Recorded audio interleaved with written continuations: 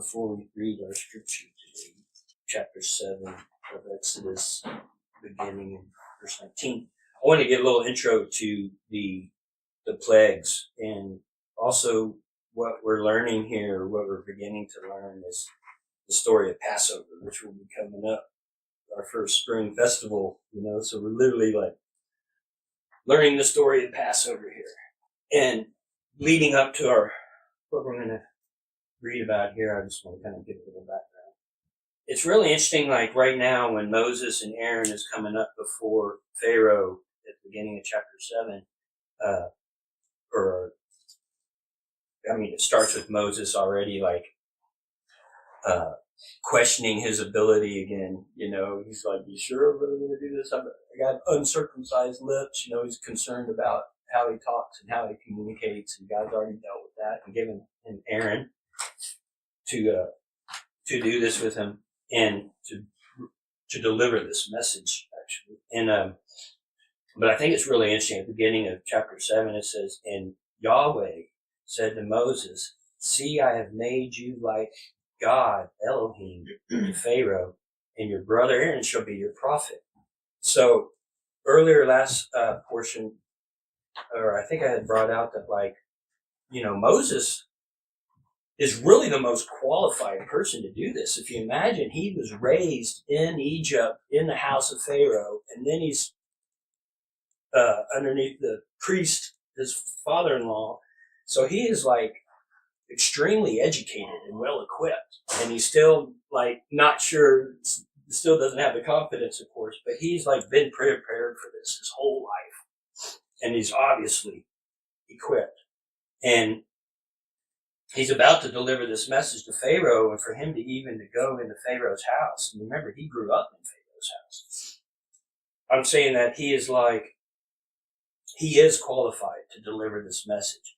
And then Pharaoh, in his own eyes, he says, I'll make you like an Elohim. I'll make you like Elohim to Pharaoh. So remember, Elohim it can mean God, but it can also mean a certain stature, or a leader of some sort. But it's interesting because in order for him to be qualified for Pharaoh to see his message, remember, Pharaohs believed they were gods. Pharaoh believed he was an Elohim. They believed they were gods, chosen gods over all the rulers. Egypt saw himself as God. They worshipped him, and he used that as control. So it's just interesting that I will make you like Elohim to Pharaoh. He's going to make it where Pharaoh sees Moses as his equal, and he would almost have to be his equal in Pharaoh's mind to receive the message that Pharaoh's about to give, So again, that's interesting. Chapter 7, Moses, I'll make him an Elohim to Pharaoh, and Aaron, the Hebrew word, be your prophet. So he's coming into Pharaoh, and Pharaoh's going to see him as an Elohim, and this is Aaron, his prophet. And as we get into these plagues, it's broken down to 9 plagues ending with one judgment. And we're going to be reading the first cycle of these plagues right now, but if you look at those 9 plagues, they're broken down into 3 groupings. And each of these groupings, the first 3, which we'll be reading today, being the water, or the Nile turned to blood, the frogs, and the gnats. The first 2, and this is repeated in all 3 cycles, the first 2 plagues are announced to Pharaoh, warning Pharaoh. But the third plague, it comes with no warning. And that's repeated in all 9 plagues. The first, in all 3 cycles, the first 2, they'll be given a warning. The third one, there is no warning. Then the next 2, they'll be given a warning. And then the third one isn't given a warning. And that's repeated all 3 times. So that's kind of interesting. But it's also that these first 3 plagues that we're going to be getting into today, these plagues were put on all of Egypt. Everybody experienced this. This was attack. This was everything. But then the next 2 cycles, the next 6 plagues, those are directly affecting the Egyptians, but not Israel. All right. So these first 3, is affecting everybody living there, the entire population. But the next plagues that follow only affect the Egyptians and not Israel. And again, what these plagues are given, and I think it's real similar to our Acts portion that we'll be reading today, is the apostles and even Yeshua, when he came to this earth, he would give signs and wonders as a sign. He would do miracles as signs and wonders, revealing who he was, And here, these plagues are given in the same way as signs and wonders for the Egyptians to see who God is.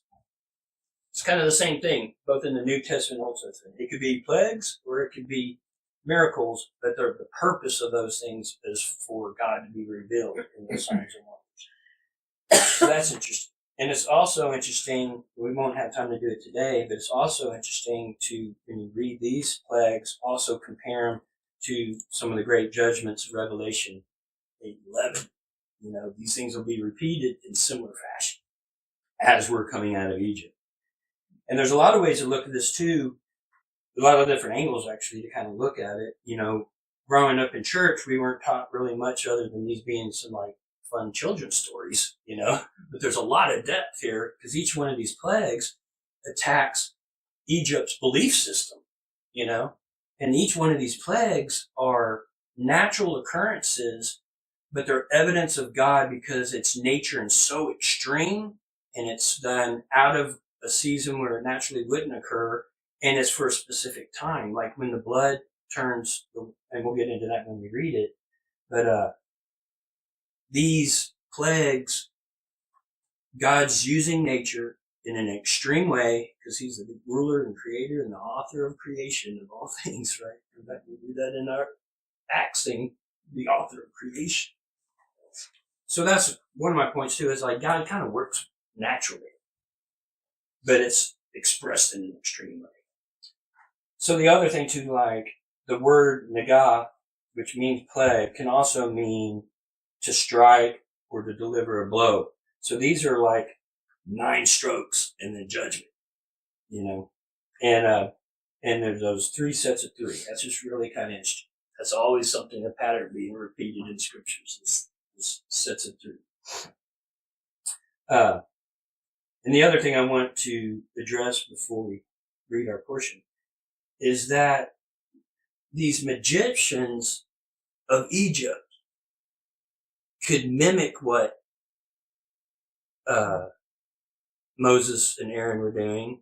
They could mimic it, just like we know Satan tries to mimic God. They can mimic it, but they can't undo what God does. Think about it.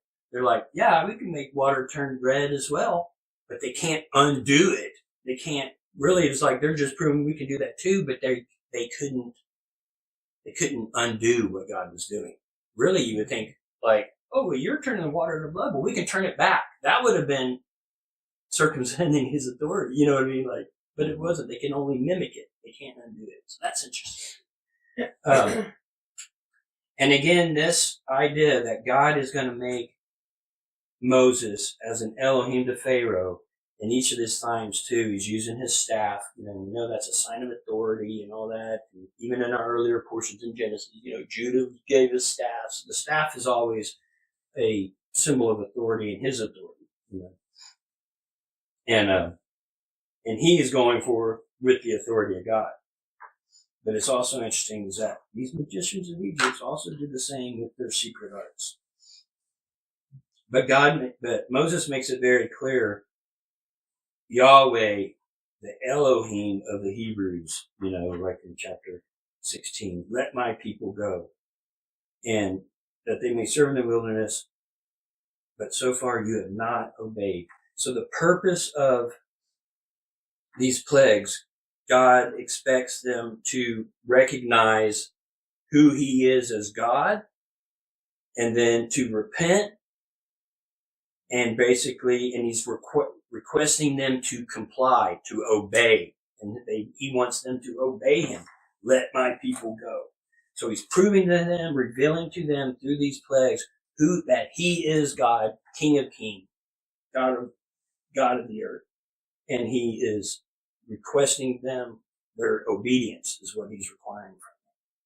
And also, kind of an interesting thing too is a lot of biblical scholars tracking this down, kind of that all of these plagues, it's understood by a lot of scholars that all occurs within about a 10-month period. So this is like an extreme 10 months, them trying to get the freedom from Egypt. And God is using nature in so many ways that it's like literally like 10 months of hell till these Israelis get out of Egypt when it comes to Egypt's idea. Mm-hmm. You know what I mean? It's like, this is the word 10 months of our life, in the history of our it's nature's gone so extreme these last 10 months. One other thing I wanted to kind of point out is that the purpose of these plagues is for them to know who God is and to repent and obey, setting his people go. But I want to also kind of point out that knowing who God is and obeying his commandments isn't going to give Pharaoh or Egypt salvation or righteousness, So my point is you can believe in God, you can obey God, but you're not going to earn your salvation and righteousness through works just because you're obeying. So a lot of times we're accused of that because we obey God's words. We're trying to earn our salvation. But this right here is, no, you're not. You know who God is and you might obey, but he's not.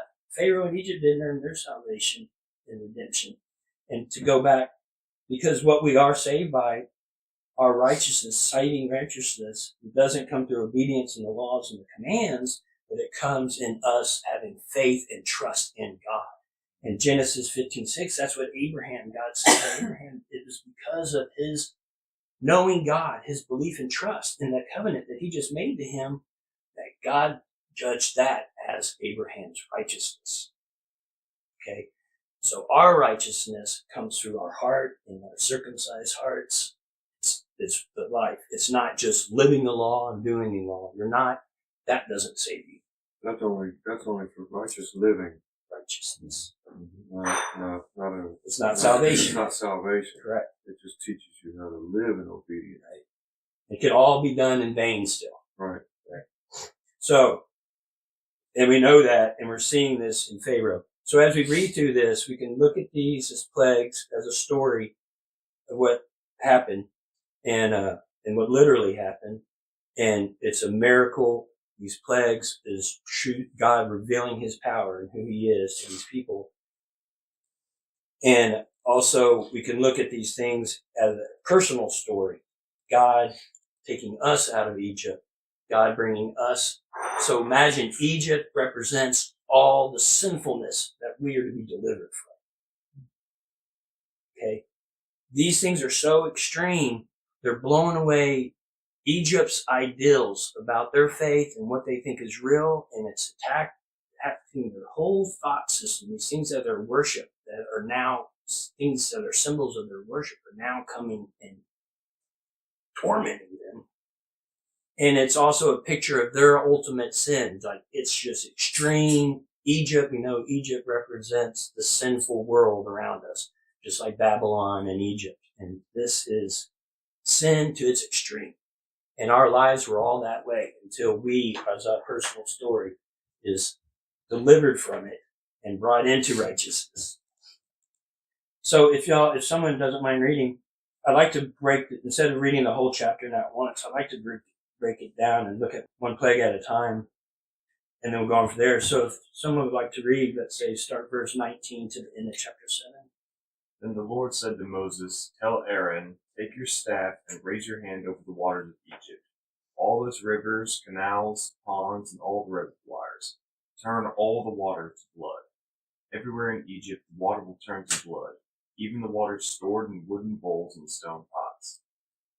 So Moses and Aaron did just as the Lord commanded them. As Pharaoh and all of his officials watched, Aaron raised his staff and struck the water of the Nile. Suddenly the whole river turned to blood. The fish in the river died, and the water became so foul that the Egyptians couldn't drink it. There was blood everywhere throughout the land of Egypt. But again the magicians of Egypt used their magic, and they too turned water into blood. So Pharaoh's heart remained hard. He refused to listen to Moses and Aaron, just as the Lord had predicted. Pharaoh returned to his palace and put the whole thing out of his mind. Then all the Egyptians dug along the riverbank to find drinking water. They couldn't drink the water from the Nile. 7 days passed from the time the Lord struck the Nile. For one, the word blood, the Hebrew word dam, it doesn't necessarily mean literal blood. It could be blood, but it could also be blood-like, or wine, the color of blood. Even seeing what that word's used to be the juice of grapes, And I know, like, scientifically, and it doesn't really matter if it's blood or not. It's a miracle. And like I was saying earlier, like, God works within nature, and we know that in nature this does occur. We call it a red tide today, but it's happening in such an extreme way. It's undeniably God moving, because it's not just a red tide that happens seasonally. First of all, it's happening out of season, and it's happening in such an extreme way, and it's happening for seven full days, a specific time. It's also in in all their stone and wooden vessels. It's not just in the river. Yeah, so it's not just in the river. And then again, these magicians, they're like, that's no big trick. We have the ability to do that as well, but they couldn't undo it. You think if they really had power, that's what they would do. They would undo it. No, and the irony with that is it's like, so y'all are just adding to the curse? Yeah, that's Not interesting. only, you can't undo it, but you're adding to the curse. They can curse just like God's cursing right now, and we know that because we know who they worship, the destroyer. So they don't have the power to make what's red clean. Destroyers can't fix things. Well, I think that's a really interesting thing. I'll say this, but it's interesting to me that this is the first plague, but it's also the first miracle that Yeshua performs is to turn water into wine. Mm-hmm. And he's also the one who could make things clean. Mm-hmm. So, like, bringing up that point that, like, these magicians couldn't make the waters clean. Mm-hmm. Right. They could only mimic what was happening. Mm-hmm. But the fact that Yeshua's first miracle was not just a miracle that nobody else could do, Mm-hmm. but like it was him who could actually make something. Mm-hmm. That was And you gonna think about in manifest. Revelation how he comes in the white robes of righteousness, washed in Washed the in blood blood. of the saints. Only he can do that. Yeah, exactly. Whenever he changed the water into something that wasn't water, it was, still something good for people, Mm-hmm. It says here, the water became so foul that the Egyptians could not drink it. Exactly. That's- so I'm pretty sure it probably was blood, Mm-hmm. Well, it could be. or just could have Whatever been, it was foul. Yeah, it could have been something that doesn't even exist. You could have just made something up. Well, But Jesus made wine, but if you also think about it, that God forbids us from drinking blood. Mm-hmm. So even the water, even if it wasn't necessarily blood that's running in our veins, it was something that was undrinkable. And even naturally, I had, a long time ago, back in 2000, I had gotten a grant. And so anyways, I went to the first international rainwater harvesting conference. Happened to be in Austin, and had all these international people. Came, professors, all of them, and had a lot to do with rainwater collection, but looking at it from how to now collect it, store it, filter it, make it potable, right? And I remember this one scientist came up, and she was out of Hawaii, and they do a lot of rainwater harvesting in Hawaii, because you can think about it, they can't pipe water up in all these hills, but it rains every day, so everybody collects rainwater for the potable water. A lot of it's stored in very unclean environments, like an above ground swimming pool where like rodents can get in there and leaves can get in there. And there's this one bacteria, she did this research, and there was this one bacteria, and we've all seen it. I forgot what it's called, but it's that red bacteria that gets in a bird bath. You've seen it red? Mm-hmm. And this makes it dangerous. It is unpalatable. And I know with me, even in my irrigation system in the greenhouse, when I'm using irrigation, there's this red algae that begins to grow in all the lines, and it'll clog things up, and it makes the water it's unpalatable. It's a red algae. And I think also in nature, that red tide, it's a mass biological overload. And that's what you're seeing, the red tide is right. And fish will die in it, you know? Yeah. And the only way to clean it, like in my irrigation system, I have to sanitize it, you know, like run hydrogen peroxide. You know, or like clean potable water with a couple drops of bleach, right? Right. And, so that's interesting. This does occur in nature, but not in such an extreme way that it's not just a river that they worship. Life comes from the river. They worship the Nile as a source of life. Yeah. And imagine Moses was drawn from it, right? And Pharaoh's daughter. So the river is it's attacking their belief system too, you know, the river Nile. But a part of that, like Jay was saying, a part of that unique aspect of this is that it was in their vessels as well. So It proved it was somehow unnatural. those things as well The Brenham things that weren't even connected weren't to it. connected to the river itself, was in the vessels and all of that. And you see that with the legs that, you know, and I think that also part of the mimicking aspect of it is it's a pattern for us to look for in the future of what do we know about those against what God is doing is that they will mimic. Mm-hmm. They will attempt to mimic what God is doing, so as to deceive. You know. Yes. One And then- question we were talking about this morning, I wasn't really thinking clearly because I didn't think of this, but in verse 24, it says that the Egyptians dug along the Nile to get drinking water, which means that the water could be filtered Right. to get whatever this is out of it. Mm-hmm. So, I mean, because that's what the bank is doing. The water's filtering out of the river through the sand and dirt and whatever, and then they just dig a hole and collect fresh water out of it. Fresh water. Right.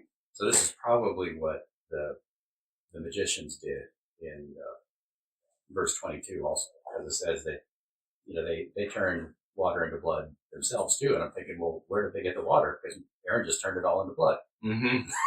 How did that But, happen? Yeah, they probably went and Dug dug a up little some. well by the river. And Now we're going to turn this into blood too. Well, maybe they didn't do it exactly right then, but they've done it in the past or something. But I bet you they might have done it false way, mimicking it when it naturally occurred in nature at this time of the year. And they're like, look, we're going to do, like they took power for it to deceive people.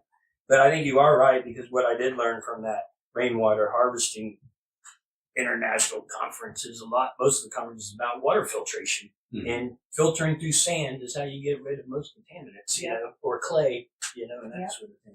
So yeah, they would have naturally been able to filter it, so It kind of it's not high technology. reminds me of the story. They said Christopher Columbus scared the Native Americans by talking about the eclipse that was kind of coming up. Said you're either going to agree with our demands or our God is going to take away your son. Yeah. So I mean, Well, I think a lot of religion, a lot of religion, pagan using religions, natural phenomenons to scare Trick people. Right. And that's their secret magic. Mm-hmm.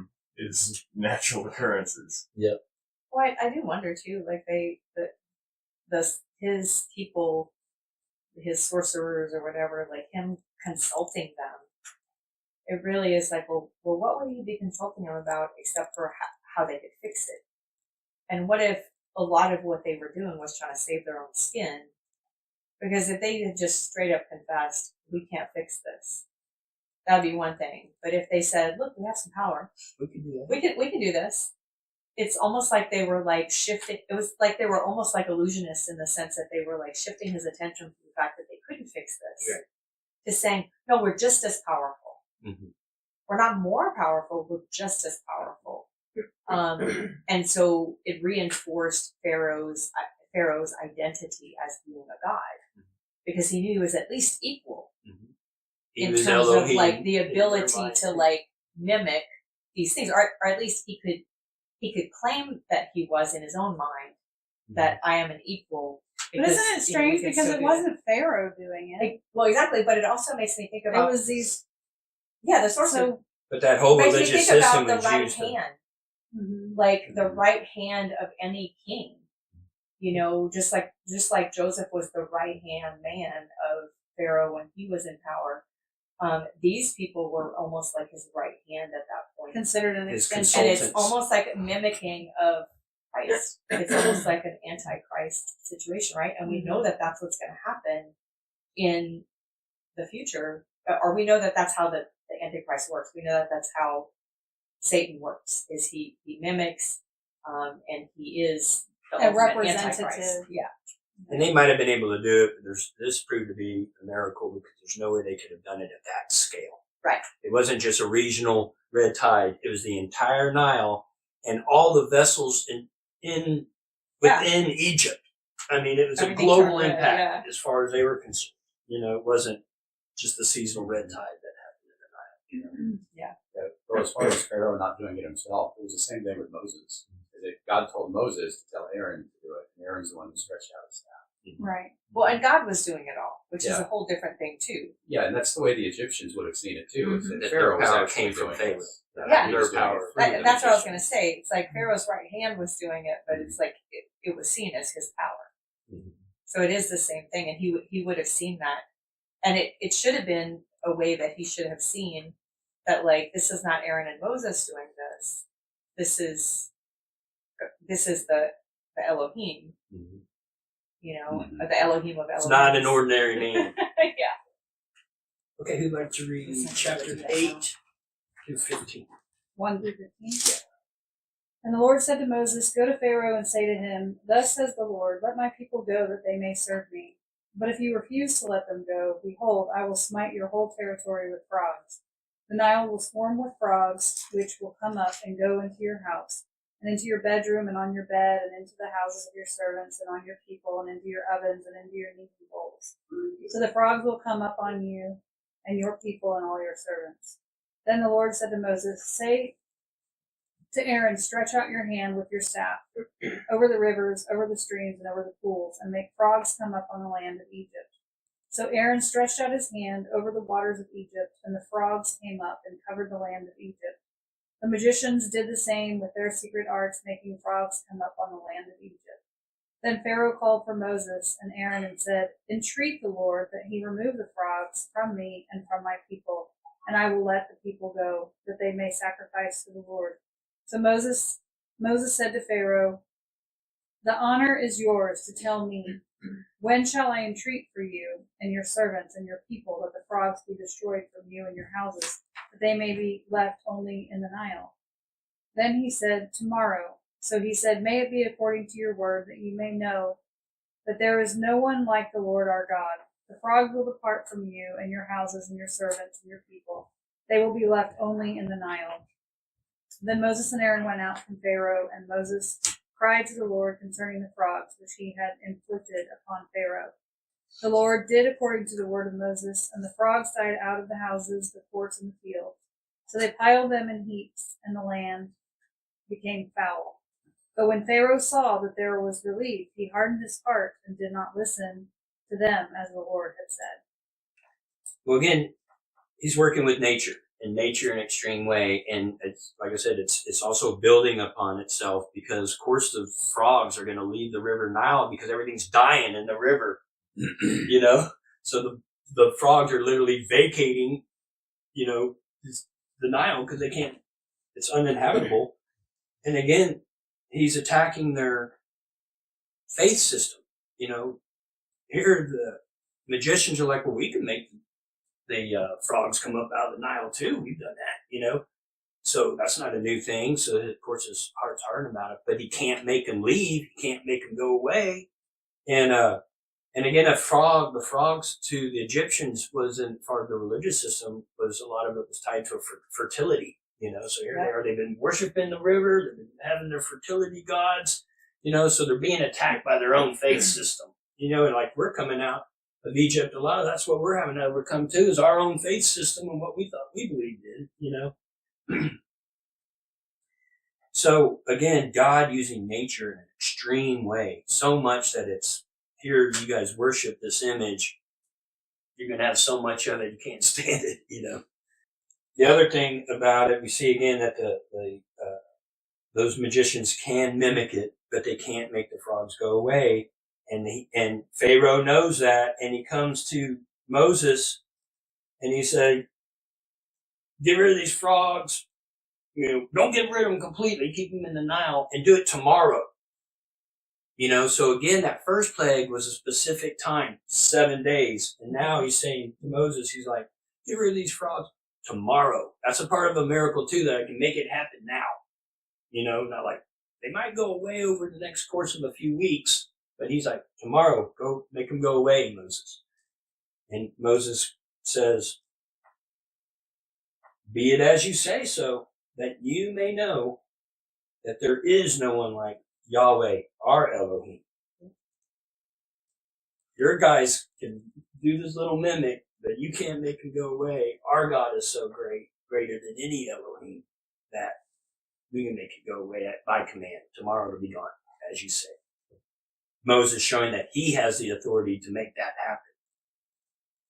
They still were foul afterwards, though. He also got all the frogs the magician summoned too. Mm-hmm.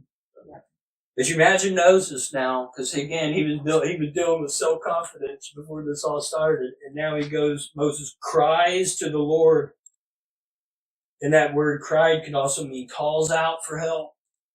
He calls out in distress. Like, oh my God, I just promised Pharaoh we're going to get rid of these frogs tomorrow. You're like, I'm going to spend the whole night crying to the Lord, And he heard him and he did it. God told him that. So, gave him the commandment to put this on there. And, again, we know he has a salvation and righteousness because he trusts the Lord that he's going to do these things that he says he's going to do. And then finally Pharaoh saw that there was relief. That could be respite, but relief. He finally had a little bit of breathing room. These frogs went away. So he changes his mind. Now I'm hard again.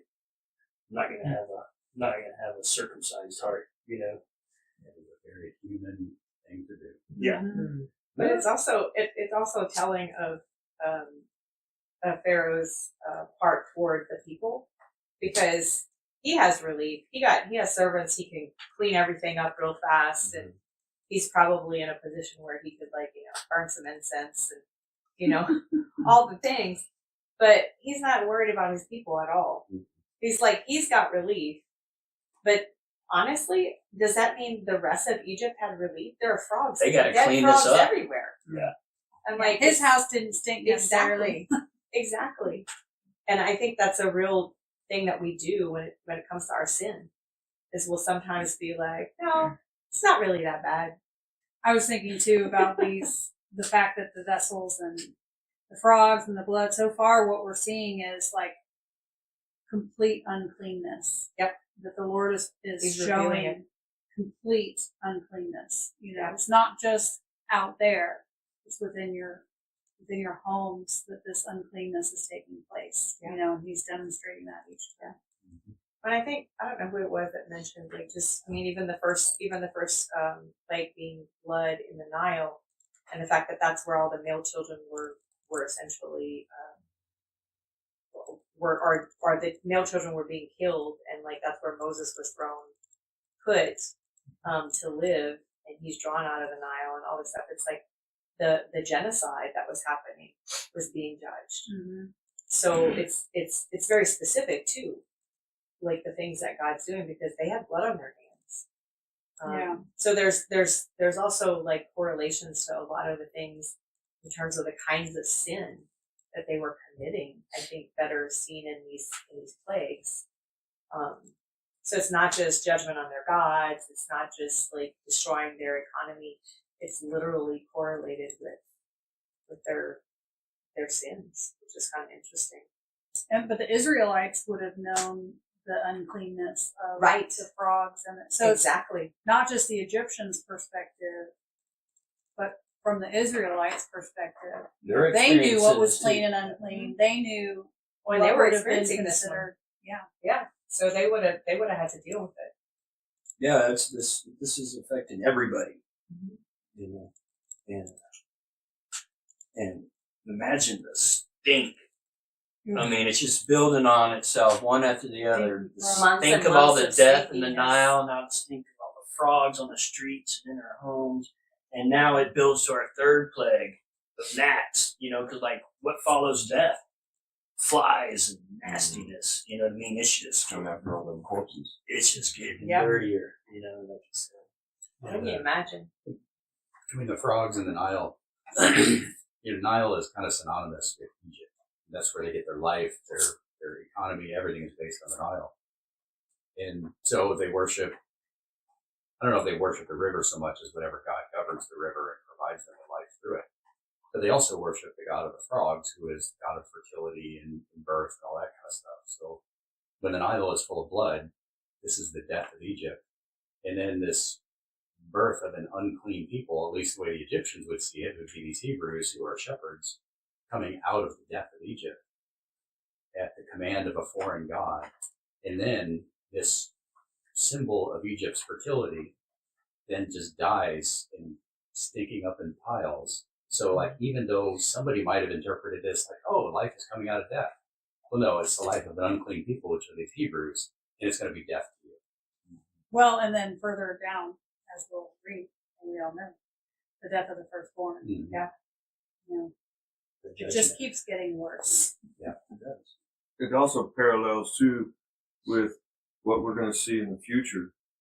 Well, not technically us, but what has going to happen in the world during the tribulation period is that, every 3 months, these natural disasters happen on the earth. And at first, they're able to explain it. And then, they can throw a little money at it and, throw some help and all that. But it gets worse and worse and worse and worse and worse. So it's escalating. It's escalating. And Spiral out of then control. Birthing pains. it's getting out. It really That's one of the ways that they find out that the false prophet basically is a false prophet, because eventually the people start turning on him, saying, well, if you were the Messiah, you could stop these things. or prevent it. Right. And you're not. So that's one way. You're just like these magicians from Egypt. It's a pattern of just like, we see the same pattern with God, how he's systematically using the same natural disasters basically to teach people that he is God. And he gives you warnings. He starts out kind of easy on you, gives you a little bit of discipline, but after a while, It gets hot in here. That's right. After a while, it gets overwhelming. Yeah. Where you're forced. Right. So That's good. Rabbi Foreman was saying, and I thought this was really interesting perspective, that about the hardening of Pharaoh's heart, because the Hebrew perspective about this is not like God just like doing something to him and making him have a hard heart, overcoming his free will, which a lot of people think and assume that that's what's happening. But he talks about, from a different perspective, that God is actually strengthening Pharaoh's will. And I found it interesting because that really speaks of God wanting to make Pharaoh as worthy of an opponent as possible. Giving Pharaoh as much of a chance as possible to complete the plagues, to complete the judgment. Right. So what he was saying, and I think this is a really interesting thought and idea behind it, is that God actually strengthened him to persist in this process, not making him choose what he chose, but It's already giving him in the him. courage to go against him, so that he would get to the final judgment. And it makes me think about how God has to bring us to the end of ourselves, and how I remember times in my own life where I was like, there were moments where I was like, should I be pushing this far? And really doing that till we get to the end of ourselves. And that's when we become, when we have the real opportunity to change and turn, is when we've come to that end. But it's also still a choice when we get there. So this perspective that God would have strengthened his courage to really go up against him all the way till the end, I thought was interesting. And I think that, that kind of plays into some of this. Because it makes you wonder, like, why is he not stopping? Yeah, Like his heart. It has to go to 10. Like, it has to go to the firstborn, the death of the firstborn. And you think about too, And like that's revenge. the fullness. Justice. You think about the fullness of the Gentiles, like the idea that there has to come a point where the Jewish people that hit the Israelites, however you want to phrase it, Right. There needs to be a fullness of time that God is in His sovereignty presenting, and it's like, we don't understand why, but it had to go to that extent. Exactly. For God's purposes, and with Pharaoh, what we see is an example of human nature exposed in all its glory, or lack thereov. Yeah. Where it's like, this is what we see in a person or in ourselves, where we can get to that point where our human nature can get to that point. Yeah. Well, and Pharaoh's heart had to be hardened for all this to happen, like you're saying, for the purpose of all of Egypt knowing who God is. Yes. Now they're not going to receive salvation and righteousness from it, but when we read into this next section, they start to know who God is, and some go with Him. Right? Yeah, because they become part of that mixed multitude, which is, again, even for Pharaoh, even if God was strengthening his resolve to go up against him, he wasn't making a choice for him. And he was actually hoping all along that Pharaoh would turn to him, which is the same example we have in Yeshua and in our life, and the opportunity that we have to repent and to turn to God. Mm-hmm. And so it's like God was actually long-suffering in this situation, which, so it's not just like he's showing himself to be the greatest of all time. He's actually showing himself to be merciful, and he's showing his long-suffering nature, and I think that's really cool too. Okay, who'd like to read chapter 16 to 19? Chapter 8, verse 16. Yes, sir. Okay, so Adonai said to Moses, "Tell Aaron, stretch out your staff and strike the dust of the earth, and it will become gnats throughout all the land of Egypt." So they did. When Aaron stretched out his hand with the staff and struck the dust of the earth, there were gnats on men and animals. All the dust of the earth became gnats through all the land of Egypt. When the magicians attempted the same with their secret arts to bring forth gnats, they could not. There were gnats on men and animals. So the magicians said to Pharaoh, "This is the finger of God." But Pharaoh's heart was hardened, and he did not listen to them, just as Adonai had said. Death in the rivers, death in the frogs, flies and gnats are out. Yeah, and these gnats are like in scripture it's supposed to be lice. Lice, yeah. So it's blood sucking gnats. And imagine like this is So he said like no-see-ums, the no-see-ums. Oh, yeah, like the no-see-ums. Imagine that. Oh my God. Blood sucking. Those things Do you are have awful. welts all over yourself? Yes, giant welts. Yeah, it might be real simple, like no-see-ums. But anyways, it was It would be awful. It's the point is it's not deadly, but it's irritating. They're being tormented. Yep. And imagine too in Revelation you talked about how the locusts would devour men kind of thing, and so this is unnatural. It might be a seasonal time that we have no seams, but if it's so bad, we're like, this is unnatural, right? Well, it would definitely be crippling. Like everything would probably pretty much shut down because people could just not. And I think their attitudes would have been bad. I imagine they would have been really bad. Bad attitudes. I imagine they would have had really bad attitudes. I like how, though, you're probably going to bring that up, but it's like the magicians can't replicate this, so they're like, this is God. This now is the finger of Elohim. They are like, this is right. We don't know. This ain't no. So the purpose of all these regular plagues magic. is for people to know who God is, and now some of them are beginning to think it. Yeah, and it's his some of the people. magicians themselves like, oh, wait a minute, this is the finger of Elohim here. And he ignores them. I noticed the last plagues, Pharaoh would, he's starting to soften up, but the moment he got relief, he would harden again. Mm-hmm. But now it's gotten to the point where even though the people on his side are saying, okay, this is beyond anything we can do, now he just doesn't even care anymore.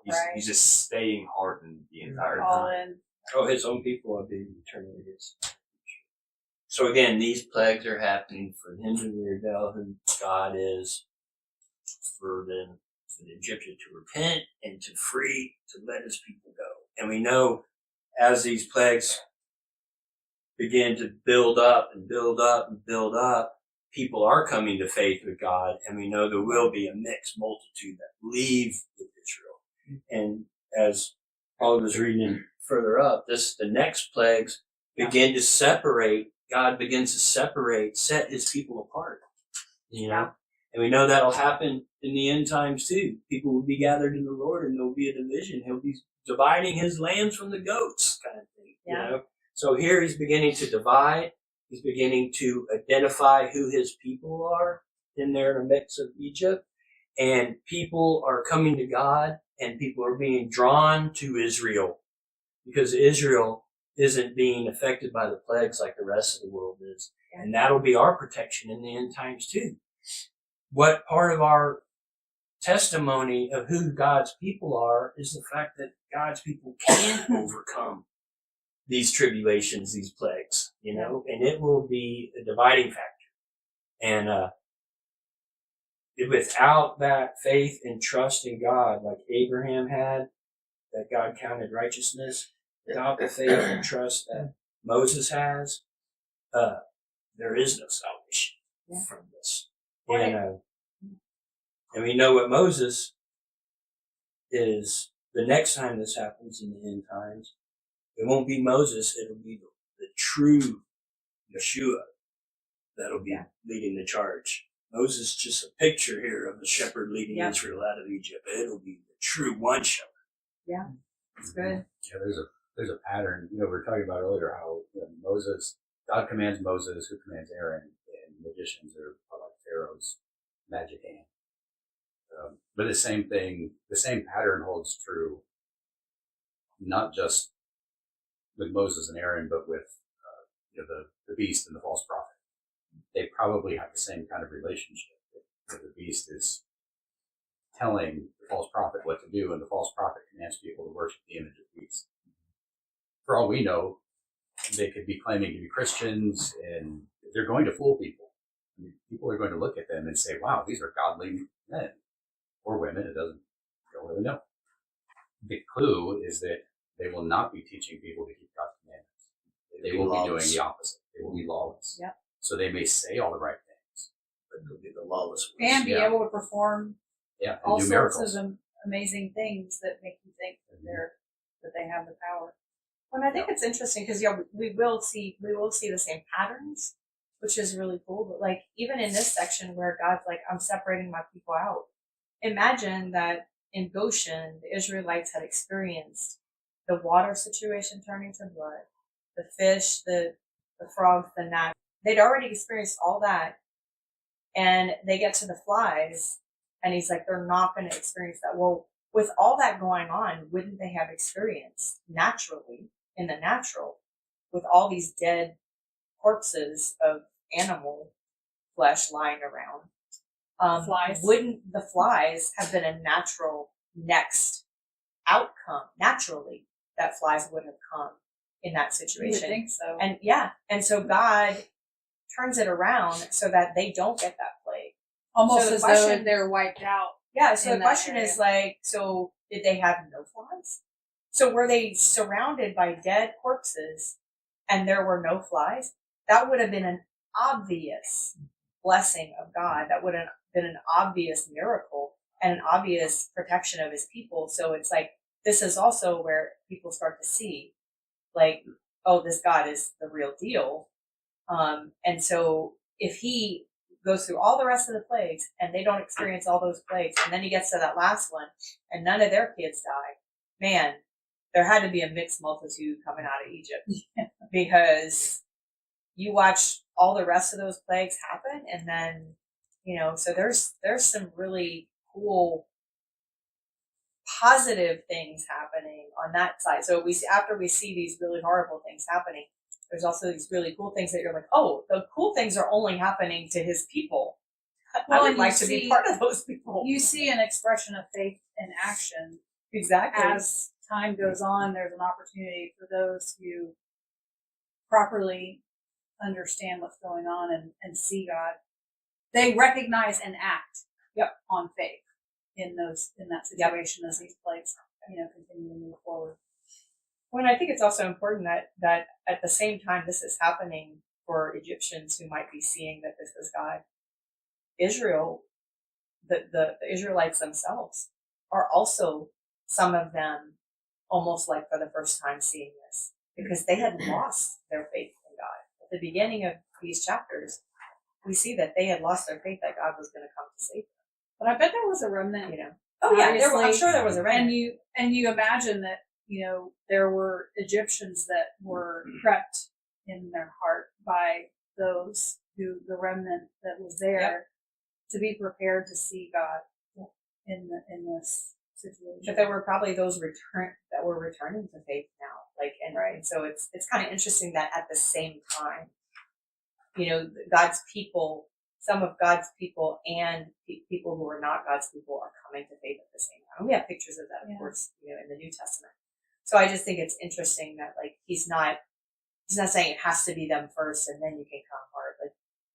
He's like whoever will turn to him. And I think that's a really cool illustration. There's that pattern again of the warnings, the steady gradual escalation of plagues, whether it be by leaders or natural, before God decides that he's had enough. But he's so merciful that before he completely wipes everything out, he shows mercy at the end of that, just before he has to completely put his foot down and just destroy people like the flood. God's mindset is he's not a destroyer. He doesn't want to destroy people. He wants to discipline you, and he wants you to respond to that discipline just as much as if I, your father, got onto you and trying to teach you something and tell you certain scenarios where I want you to turn around and stop going in the direction you're going before I have to destroy you. And looking down the road here, we're learning the story of Passover again, and then looking down the road, this whole multitude he's going to take out of Egypt.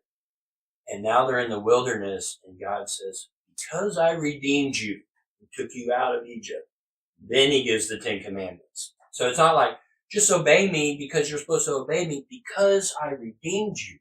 I've taken you out of Egypt, and now you're mine, my people. This is how I want you to live by. These are the rules I want you to live by. And I'm going to divide you and set you apart from all other nations of the world. So again, the 10 Commandments isn't over us he gives us the law because we're redeemed. It's not the law that's going to redeem you, but because you're redeemed, I'm going to give you the law. So it's the opposite.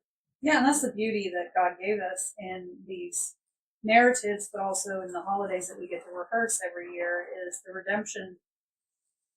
Our salvation, redemption, sanctification is spelled out through these narratives, as well as the ability to remember them through the holidays and rehearse it all. And really, so we can get it through our thick skulls. This is the order of things. I redeemed you. You couldn't have done it yourself. We see it spelled out through the life of Israel. And we need those reminders constantly.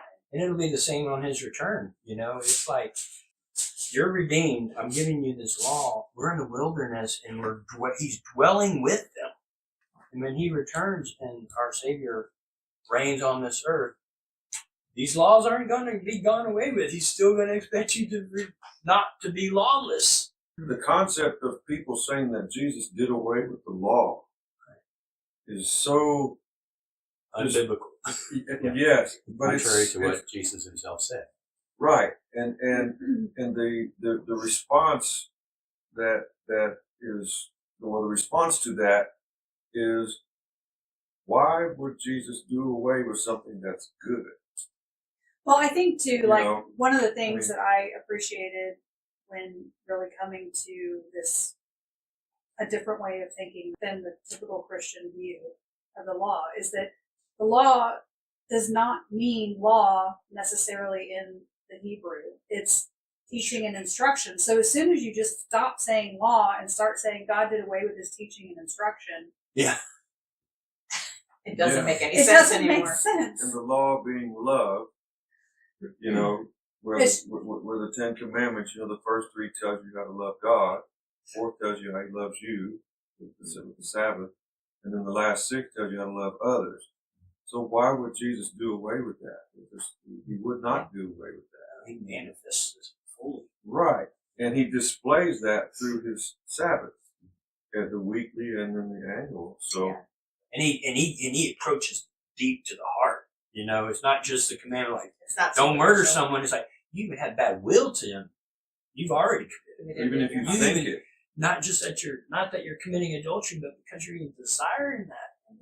You're guilty already. I mean, he expanded it even Exactly. deeper. Right. He made it even harder.